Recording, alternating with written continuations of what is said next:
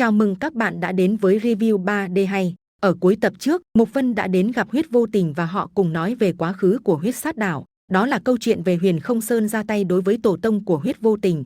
Sau đó, Mục Vân hỏi tại sao tổ tiên của hắn lại được chôn cất ở Trung Châu Đại Lục. Hắn cũng ngỡ ngàng nói, trải qua nhiều năm như vậy, Huyền Không Sơn một mực tìm kiếm mộ của tổ tông ta, chỉ là vì muốn lấy vạn cổ huyết điển, nhưng vẫn chưa tìm được. Ta cũng không biết vì sao lại ở Trung Châu Đại Lục. Mục Vân thấy thế liền dặn dò, Huyết Nhất đã thức tỉnh huyết mạch của tổ tiên nhà ngươi.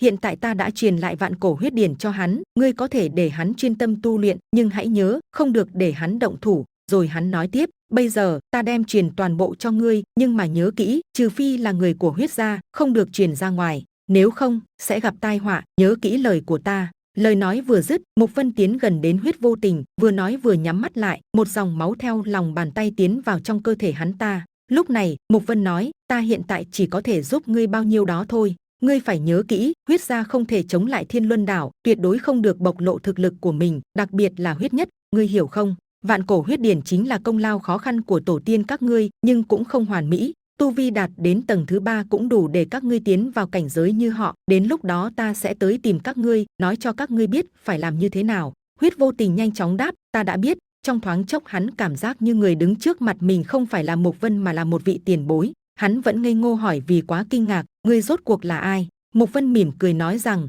ngươi chỉ cần biết ta tên Mục Vân là được. Chuyện hôm nay ngươi coi như chưa từng xảy ra, cũng chưa từng biết ta. Về sau, Huyết Sát Đảo vẫn sẽ trở thành toàn bộ Tam Thiên tiểu thế giới cường đại nhất, còn Huyền Không Sơn sớm muộn cũng sẽ bị hủy diệt trong tay ta mà thôi. Giọng nói đầy cảm kích của Huyết Vô Tình vang lên, đa tạ tiền bối. Nghe đến lời này, Mục Vân cũng bất ngờ, hắn đùa một câu, tiền bối ư?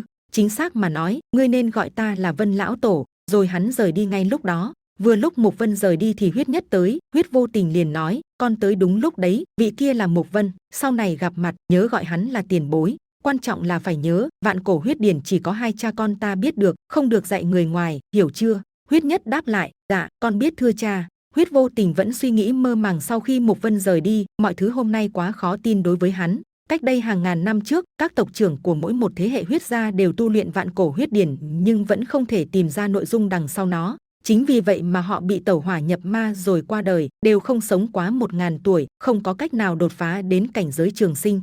Thế nhưng qua hôm nay, Huyết Vô Tình hiểu được rằng điều này sẽ được thay đổi. Còn Mục Vân từ lúc rời đi, trong thâm tâm bỗng trở nhiên rối loạn bởi vì hắn đã biết Tiểu Kiêu là do các thế lực Huyền Không Sơn ra tay sát hại. Đến đây là hết tập 322 Vô Thượng Thần Đế. Xin chào và hẹn gặp lại các bạn ở những video tiếp theo.